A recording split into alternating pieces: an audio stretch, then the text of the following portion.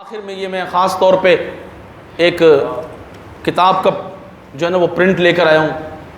یہ میں نے آپ کو صرف سنانا ہے. آپ نے اگر جتنا توجہ سے سنا آپ حضرات کو انشاءاللہ ایمان میں اتنا ہی نفع ہوگا. کمانا ہے ایمان کا نفع؟ سارے بولو بھائی, ایمان کا نفع کمانا ہے. پھر بہت غور سے سننا ہے حضرات نے, بہت غور سے. امام تقی الدین سبکی رحمۃ اللہ علیہ, امام تقی الدین سبکی کی کتاب کا نام بھی ہے السیف المسلول. اعلیٰ حضرت بھی نام لکھ رہے ہیں تلوار, حسام الحرمین. اور یہ بھی برہنہ تلوار, گستاخوں پر چلنے والی تلوار. اللہ اکبر. کیا لکھتے ہیں امام تقی الدین سبکی رحمۃ اللہ علیہ؟ آپ نے کتاب لکھنے کا سبب بتایا کہ یہ کتاب 700 سے کچھ زائد صفحات کی کتاب, اتنی بڑی, یہ میں نے کیوں لکھی؟ آپ فرماتے ہیں کہ مسئلہ یہ ہوا کہ مجھ سے ایک سوال کیا گیا, اور وہ سوال یہ تھا کہ ایک علاقے میں ایک عیسائی نے رسول اللہ صلی اللہ علیہ وآلہ وسلم کی شان میں گستاخی کی ہے. مجھ سے فتویٰ پوچھا گیا, تو اس فتوے کو لکھتے ہوئے میں نے یہ بات لکھی. بات کیا ہے؟ آپ نے فرمایا میں نے فتویٰ یہ لکھا کہ اس عیسائی کو قتل کر دیا جائے. کون کہہ رہا ہے؟ امام تقی الدین سبکی. کسی پڑھے لکھے آدمی سے جا کر, کسی جاہل پیر سے پوچھو گے تو کہے وہ یوں دیکھے گا کون امام تقی الدین سبکی. سمجھ آ رہی ہے بات؟ لیکن کسی پڑھے لکھے عالم سے جا کر پوچھنا کہ امام تقی الدین سبکی کا مقام و مرتبہ کیا ہے. یہاں تک کہ علامہ یوسف بن اسماعیل نبہانی رحمۃ اللہ علیہ کہتے ہیں کہ میں نے خواب میں دیکھا کہ امام تقی الدین سبکی رحمۃ اللہ علیہ کی قبر بیت المقدس کے صحن میں بنی ہوئی. اور بھی مزید آپ نے بیان کیا ہے, لیکن میں بتا رہا ہوں کہ مقام و مرتبہ کیا ہے. امام تقی الدین سبکی رحمۃ اللہ تعالی علیہ, اللہ اکبر.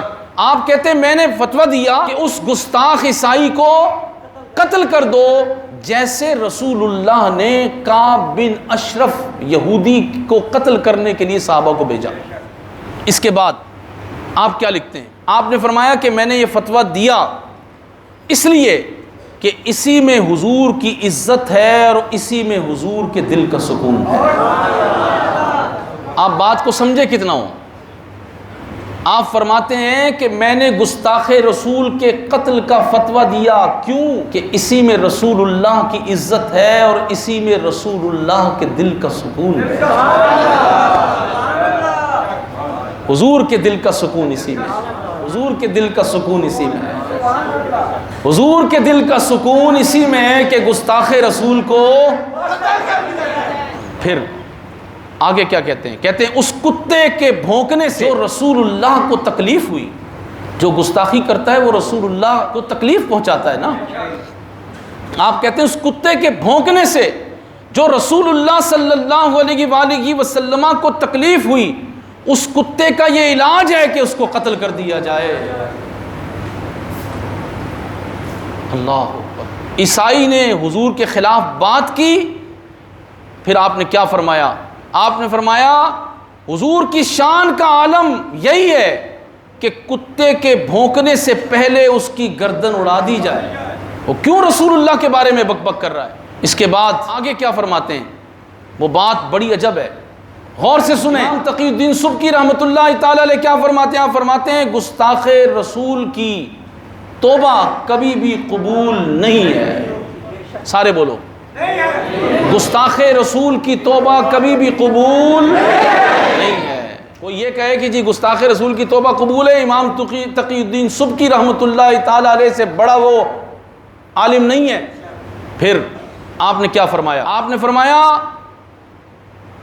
کہ میرے اوپر بھی اتنا ہی حق ہے جتنا حق باقی مولویوں کا ہے کہ ہم حضور علیہ الصلوۃ والسلام کی عزت و آبرو کے لیے کھڑے ہو جائیں. آپ فرماتے ہیں میں مولوی ہوں تو مجھ پر بھی حق ہے, اور جتنے پیر مولوی ہیں سب پر حق ہے کہ وہ رسول اللہ کی عزت و آبرو کے لیے, جو حضور کا کلمہ پڑھتا ہے اس پر حق ہے کہ وہ رسول اللہ کی عزت و آبرو کے لیے کھڑا ہو جائے. اس کے بعد آپ فرماتے ہیں کہ اور لوگوں کے سامنے حق بیان کریں، کسی کی رعایت کرنا اور دین کو چھپا لینا، ناموس رسالت کے مسئلے پہ مداہنت کر جانا، نہیں نہیں نہیں۔ آپ فرماتے ہیں کہ ہم پر حق کیا ہے کہ لوگوں کے سامنے حضور کے بارے میں حق بیان کرے۔ حق کیا ہے؟ وہ آپ نے بیان کیا کہ رسول اللہ کے گستاخ کی توبہ قبول اور اس کتے کو کاٹ دیا جائے۔ اس کے بعد امام تقی الدین سبکی رحمۃ اللہ علیہ کیا فرماتے ہیں کہ لوگوں کے سامنے حق بیان کریں، اور آگے کیا فرمایا؟ فرمایا اسی میں حضور کی مدد ہے، اسی میں حضور کی مدد ہے۔ اس کے بعد امام تقی الدین سبکی رحمۃ اللہ تعالی علیہ نے قرآن کریم فرقان حکیم سورہ حدید کی آیت نمبر 25 بیان کی۔ فرمایا کہ اللہ صرف یہ دیکھنا چاہتا ہے کہ اللہ کی مدد کون کرتا ہے اور رسولوں کی مدد کون کرتا ہے بالغیب، بغیر دیکھے۔ یہاں میں ابھی تفسیر دیکھ رہا تھا تو تفسیر میں یہ لکھا ہے کہ منافقین سامنے تو رسول اللہ صلی اللہ علیہ وسلم کی محبت کے دعوے دار تھے نا، لیکن پیچھے سے غیب سے وہ حضور کی عزت نہیں کرتے تھے۔ تو فرمایا کہ جو مومن ہوگا، حضور سامنے جلوہ فرما ہو یا 14 صدیاں گزر چکی ہوں، مومن وہ ہوگا جو رسول اللہ کی عزت اور ناموس کے لیے پہرا دیتا رہے۔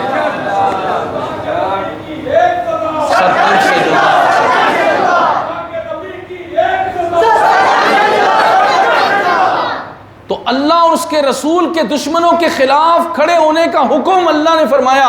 اب یہ بتائیں اللہ تعالیٰ مدد کا محتاج ہے؟ نہیں، اللہ تو مدد کا محتاج نہیں ہے، لیکن اللہ تعالیٰ فرماتا ہے اللہ اور اس کے رسول کی مدد کرے۔ کیا مطلب ہے؟ جو رسول اللہ صلی اللہ علیہ وسلم کی عزت کے لیے کھڑا ہوا، حضور کی ناموس کے لیے کھڑا ہوا، اس نے گستاخوں کو للکارا، گستاخوں کو کاٹا، گویا اس نے اللہ تبارک و تعالیٰ کے محبوب کی مدد کی، اللہ کے دین کی مدد کی۔ اور اللہ اپنے محبوب سے اتنی محبت کرتا ہے کہ جو رسول اللہ کی مدد کر رہا ہے، اللہ فرمایا گویا وہ اللہ کی مدد کر رہا ہے، حالانکہ وہ اس کا محتاج ہے۔ اگلی بات، اللہ اکبر۔ آگے آپ کیا فرماتے ہیں؟ فرماتے ہیں کہ اللہ تمہاری مدد کا محتاج نہیں، اور پھر اللہ تعالیٰ نے فرمایا ہے کہ اللہ غالب ہے، اللہ قوی ہے، کیونکہ وہ مدد کا محتاج، وہ غالب بھی ہے۔ لیکن تمہارا کام کیا ہے؟ بحیثیت غلام تم نے رسول اللہ کے گستاخوں کے خلاف کھڑے ہونا ہے اور حق بات بیان کرنی ہے۔ اس کے بعد آپ فرماتے ہیں اللہ اکبر، فرماتے ہیں کہ جب میرے پاس فتویٰ آیا، وہ گستاخ دوسرے ملک میں رہتا تھا۔ سنیں اور غور سے سن لیں، آپ فرماتے ہیں جب میرے پاس فتویٰ آیا تو مجھے اس کے بارے میں فتویٰ لکھنا تھا، وہ گستاخ دوسرے ملک میں رہتا تھا اور میں اس بات کی طاقت نہیں رکھتا تھا کہ میں دوسرے ملک پہنچ سکوں۔ تو فرماتے ہیں کہ پھر میں نے اپنے ہاتھ سے، میرا دل تو یہ تھا کہ اپنے ہاتھ سے اس ملعون کو قتل کر دوں، لیکن میں دوسرے ملک پہنچ نہیں سکتا تھا، اس لیے میں نے نبی پاک علیہ الصلاۃ والسلام کی حمایت میں، بہت غور سے سنیں، یہ ہوتے ہیں مولوی، یہ علماء ہوتے ہیں، یہ پیر ہوتے ہیں۔ آپ کہتے ہیں کہ میں وہ دوسرے ملک پہنچ نہیں سکتا تھا کہ اس کو قتل کر دوں۔ فرماتے ہیں پھر میں نے کیا کیا کہ میں نے دل میں بڑا افسوس کیا، اور فرمایا اللہ جانتا ہے کہ میرا دل اس بات پر بڑا رنجیدہ ہے، بڑا رنجیدہ ہے کہ میں اس گستاخ رسول کو جا کر اپنے ہاتھ سے قتل نہیں کر سکا، مجھے اس بات کا بڑا افسوس ہے۔ پھر فرماتے ہیں جب سے میں نے سنا ہے کہ اس نے حضور کے بارے میں بکواس کی ہے، تو آگے جو لفظ ہیں وہ بہت غور سے سنیں۔ امیر المجاہدین جب یہ بات بیان کر رہے تھے، آپ کے بیان سے ہی میں نے یہ کاپی لکھی ہے، آپ نے یہ بات بیان کرتے فرمایا سونے کا پانی بھی ان الفاظ کے لیے ناکافی ہے، یعنی سونے کے پانی سے بھی اگلے الفاظ ادا لکھے جائیں تو ان الفاظ کا حق ادا نہیں ہو سکتا۔ یہ جو لفظ ہے نا، سونا کا پانی بھی ہونا، تو اس کا حق ادا نہیں کر سکتے۔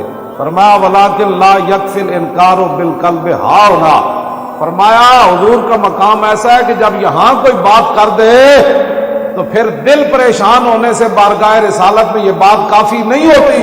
حضور کا مقام اتنا بلند ہے، اگر یہاں کوئی بات کرتے تو پھر دل پریشان ہونے سے بارگاہ رسالت میں معذرت قبول نہیں ہوگی.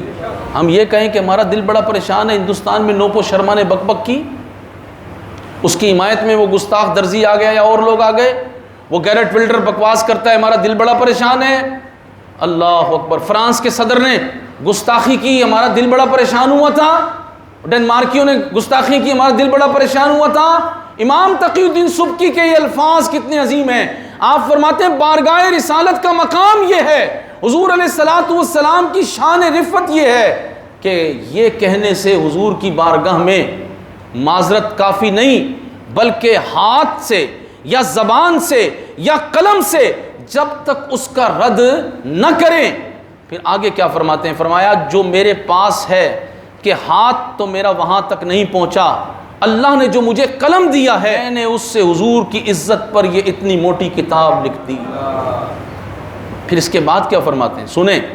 فرمایا میں اللہ سے یہ سوال کرتا ہوں کہ یا اللہ جو میرا یہ ہاتھ اپنے نبی کے لیے نہیں اٹھ پایا، یعنی میں اس کو قتل نہیں کر سکا جا کے، حالانکہ آپ نے کتاب تو لکھ دی اتنی موٹی، لیکن کہتے ہیں یا اللہ میرا یہ جو ہاتھ اپنے نبی کے لیے نہیں اٹھ پایا، قیامت کے دن تو میرا یہ گناہ معاف کر دینا. اس کو گناہ کہا، دل میں بھی آپ کے تکلیف، قلم سے بھی آپ نے رد کر دیا، لیکن کہتے ہیں کہ یا اللہ قیامت کے دن تو میرا یہ گناہ معاف کر دینا، گرچہ میں نے یہ کتاب لکھی ہے پھر بھی میں معافی کا طلبگار ہوں. پھر آپ نے کہا کہ جیسے ہفتے کے دن لوگ مچھلیوں کا شکار کرتے تھے تو کچھ لوگوں نے ان کو منع کیا تھا، تو جنہوں نے منع کیا تھا اللہ کی نافرمانی سے ان لوگوں کو اللہ نے معاف کر دیا تھا. یا اللہ میں نے بھی گستاخ رسول کی مذمت پہ کتاب تو لکھی ہے، تو میرا یہ گناہ معاف کر دینا کہ میں خود جا کے اس کو قتل نہیں کر سکا. میں آخر میں آپ کو یہ کہنا چاہتا ہوں، امام تقی الدین سبکی رحمۃ اللہ علیہ کا یہ کلام سننے کے بعد ہر مومن، حضور کا ہر غلام یہ فیصلہ کر لے کہ اس نے کیسے جینا ہے.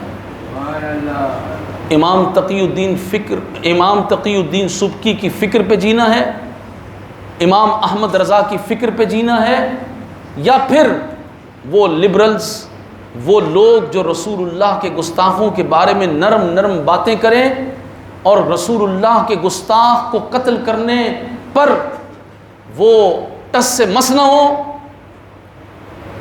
ان کی فکر پہ جینا ہے. فیصلہ کب کریں گے آپ؟ گھر جا کے؟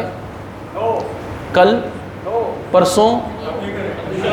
پوچھ رہا ہوں آپ سے. دو باتیں ہیں. ایک بات یہ ہے کہ دل میں پریشانی ہے، یہ بھی بات نہیں بنتی، نہیں. فکر یہ ہے کہ اے اللہ میرے ہاتھ میں وہ طاقت اور قوت دے، وہ غیرت مجھے دے کہ میں رسول اللہ کے گستاخ کو اپنے ہاتھ سے جا کے قتل کروں. تو آج سے یہ دعا اپنی دعاؤں میں اول رکھیں. اللہ سے دعا ہوتی ہے نا، بندے اور رب کے درمیان ہوتی ہے دعا، تو سب سے پہلے یہی دعا مانگا کریں کہ یا اللہ مجھے اتنی غیرت ایمانی دے کہ میں حضور کے گستاخ کو اپنے ہاتھ سے قتل کروں. یہ امام تقی الدین سبکی رحمۃ اللہ علیہ کی فکر ہے اور امام احمد رضا کی فکر ہے. اللہ تعالیٰ مجھے بھی اور آپ کو بھی حضور پر نور سید العالمین صلی اللہ علیہ وآلہ وسلم کی محبت میں جینا اور مرنا نصیب فرمائے.